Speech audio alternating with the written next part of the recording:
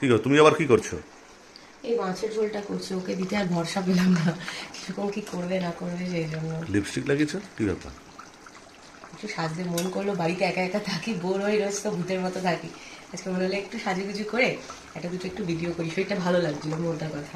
অন্যদিন এনার্জি পাই না, কিন্তু আজকে একটু এনার্জি পেয়েছি তাই করেছি। বাহ, কি মেনু কি তাহলে আজকে? মেনু হচ্ছে এই যে যেগুলো নিশা করে রেখে গেছে ওগুলোকে দেখিয়ে দিয়ে, এই যে গরম গরম ভাত। আজকে আপনিও তো ভাত খাবেন, কারণ আজকে যারা মেনু রয়েছে ভাত খাওয়া।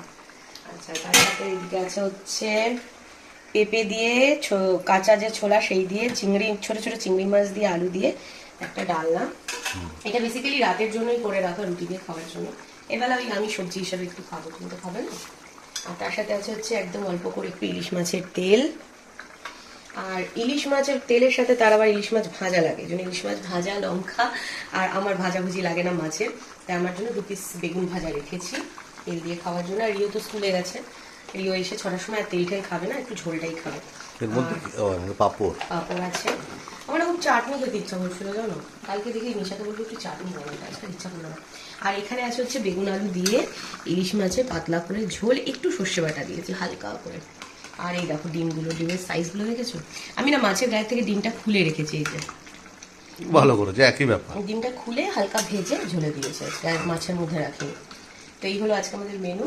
আর হ্যাঁ, তোমরা অনেকে জিজ্ঞেস করো দিদি সর্ষে বাটা বা বেগুন এগুলোতে তোমার কষ্ট হয় না বা অ্যালার্জি হয় না বা চুলকোয় না? না গো, আমার একদম কোনো কিচ্ছু হয় না। আর সর্ষে বাটাটা না আমি সানরাইজের যে প্যাকেট সর্ষেটা, মানে খোসা ছাড়া যেটা বিক্রি হয়, পাওয়া যায় গুঁড়োটা, সেইটা দিচ্ছি রান্নায়। ওতে করে গ্যাস অম্বল আমার কোনো কিছু হয় না। খুব সামান্য একটুখানি তো দিই, অল্প, ওতে কোনো অসুবিধা হয় না। আচ্ছা, আরেকটা বলি, এর আগে আমার এরকম ইলিশ মাছের এই আলু বেগুনের ঝোলটাতে অনেকেই বলেছে যে এই মা ইলিশের ঝোলে আবার বেগুনের সাথে সাথে আলু কে দেয়। তো আমরা ছোট থেকে বাবা আমাদের বাড়িতে, মানে আমার বাপের বাড়ির কথা বলছি, সেখানে আলু বেগুনের ঝোল খেয়েছি।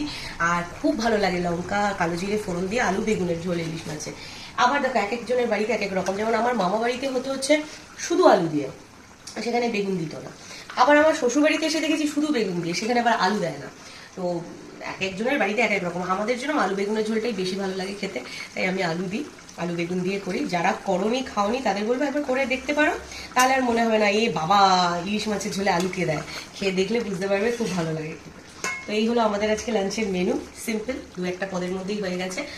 তোমাদের লাঞ্চের মেনুকে অবশ্যই কমেন্ট করে জানিও। আর হ্যাঁ, আমি আজকে লিপস্টিক লাগিয়ে লাইনার লাগিয়ে রান্নাঘরে শুধুমাত্র মাছের ঝোলটাই করছি, কারণ এটা আর ওকে দিতে না ভরসা পাইনি।